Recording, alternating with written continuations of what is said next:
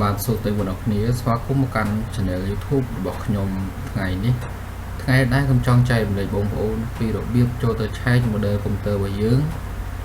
តើយើងចង់ដឹងថាកុំព្យូទ័ររបស់យើងហ្នឹង model អីឈ្មោះអីប្រើ RAM ប៉ុន្មាន G hard disk ឬក៏ SSD ប៉ុន្មាន G ហើយនឹងឆ្នាំផលិតហើយនឹងល្បឿនរត់ប៉ុន្មាន Hz និយាយទៅខាងក្នុងហ្នឹងគឺមានច្រើនតែម្ដងអញ្ចឹងយើងអាចធ្វើមើលពី spec របស់កុំព្យូទ័ររបស់យើងបានអញ្ចឹងបងប្អូនដែលចូលចិត្តខ្ញុំបងប្អូនអាចចុច Subscribe នៅ Channel YouTube របស់ខ្ញុំឬក៏ចុច Follow ឬ Account លើ Facebook Page របស់ខ្ញុំឬក៏ TikTok របស់ខ្ញុំបងប្អូនចុច Subscribe ឬក៏ Follow ទៅនឹងពេលដែលខ្ញុំផុសនៅវីដេអូថ្មីឬក៏ upload វីដេអូថ្មីនឹងលោតចូលនៅលើទូរស័ព្ទបងប្អូនមុនគេតែម្ដងឥឡូវកុំឲ្យខាតពេលយូរយើងចូលទៅឆែកមើលទាំងអស់គ្នាតោះ Let's go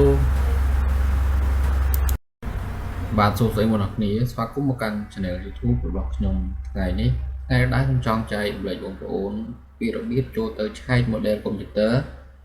អញ្ចឹងបងប្អូនណាខ្លះដែលអត់ទាន់ចេះឆែកនៅ model កុំព្យូទ័ររបស់យើងថាកុំព្យូទ័ររបស់យើង model អីខ្លះ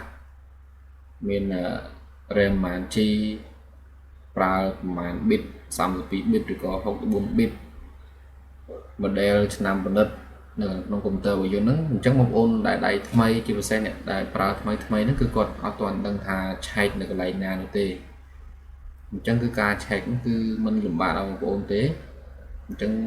គឺងាយសម្រាប់បងប្អូនអស់គ្នាបងប្អូនគ្រាន់តែទស្សនានៅវីដេអូធ្វើបទបង្ហាញរបស់ខ្ញុំទៅអញ្ចឹងគឺបងប្អូនអាចនឹងចូលឆែកបានដោយខ្លួនឯងតែម្ដងឥឡូវកុំឲ្យខាតពេលយូរយើងចូលទៅឆែកទាំងអស់គ្នាតោះបងប្អូនទៅចូលកន្លែង Windows មកកន្លែងសញ្ញា Windows របស់យើងហ្នឹងកន្លែងសញ្ញា Windows ហ្នឹងអញ្ចឹងបងប្អូនទៅចូលនឹងមកបន្ទាប់មកបងប្អូនចុចចូលកន្លែង Setting អញ្ចឹងកន្លែងពាក្យគេដាក់ថា Setting បងប្អូនចុចចូលកន្លែង Setting មកបន្ទាប់មកបងប្អូនចុចចូលកន្លែងនេះកន្លែងរូបកុំព្យូទ័រហ្នឹងគេដាក់ System អញ្ចឹងចុចចូលកន្លែងហ្នឹងមក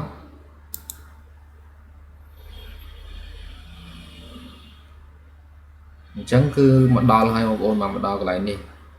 មកដល់ហើយបងប្អូន scroll ឡើងលើផុតមកបន្ទាប់មកបងប្អូនយកពាក្យខាងក្រោមគេទាំងអស់ពាក្យថា about អញ្ចឹងពាក្យ about ហ្នឹងគឺសម្រាប់មិនថាទូរស័ព្ទឬក៏កុំព្យូទ័រទេគឺប្រើប្រាស់ពាក្យហ្នឹងដូចគ្នាអញ្ចឹងកន្លែងរៀងឆែកមើលហ្នឹងអញ្ចឹងយើងចូលកន្លែងហ្នឹងមកអញ្ចឹងគឺវានឹង load មកឲ្យបងប្អូនបាននេះ about your PC is monitor and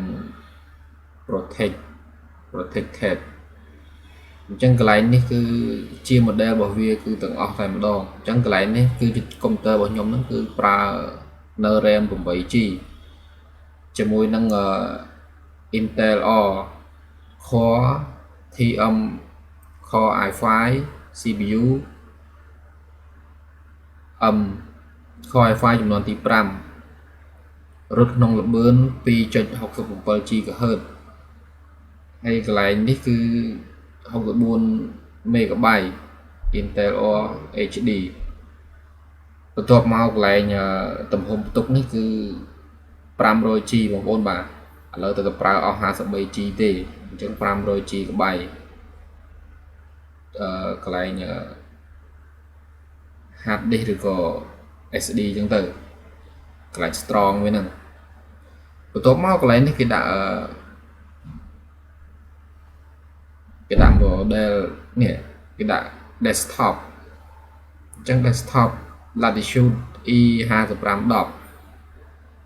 អញ្ចឹងនេះជាលេខ model វាបងប្អូនបាទលេខ model របស់កុំព្យូទ័ររបស់យើង mode វាអញ្ចឹង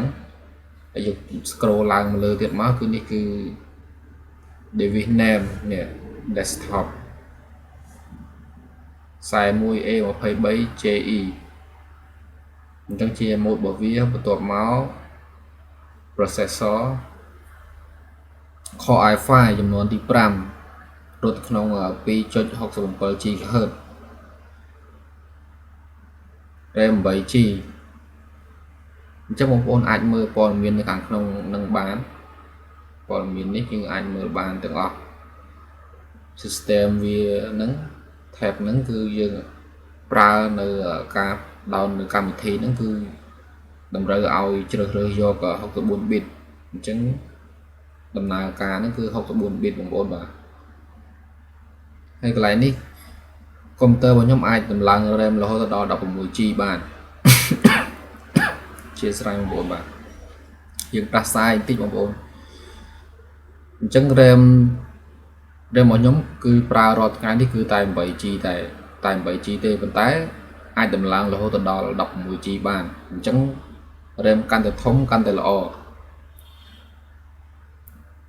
ហើយកន្លែងនេះគឺ Windows កន្លែងនេះគឺ Windows 10 Pro បន្ទាប់មក version ឆ្នាំ 2010 ឆ្នាំ 2009 នេះជាថ្ងៃខែនៅក្នុងកុំព្យូទ័របន្ទាប់មកកន្លែងនេះគឺលេខអីផ្សេងគឺខាងក្នុងហ្នឹងគឺមានទាំងអស់តែម្ដងបងប្អូនបាទអញ្ចឹងបងប្អូនអាចមើលត្រួសនៅព័ត៌មាននៅក្នុងកុំព្យូទ័ររបស់យើងនឹងតាក់ទងនឹងការប្រើប្រាស់នៅក្នុងកុំព្យូទ័រហ្នឹងគឺបែបហ្នឹងបងប្អូនបាទ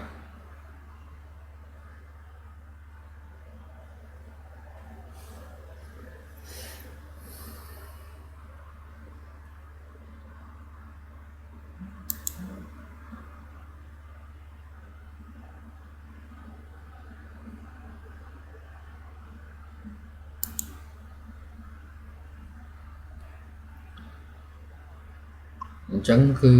ការឆែកនេះគឺមានតែប៉ុណ្្នឹងទេគឺសម្រាប់បងប្អូនអរគ្នាដែលមិនទាន់ចេះឆែកនៅម៉ាស៊ីនកុំព្យូទ័រអញ្ចឹងគឺការឆែកនេះគឺងាយស្រួលទេសម្រាប់បងប្អូនអរគ្នា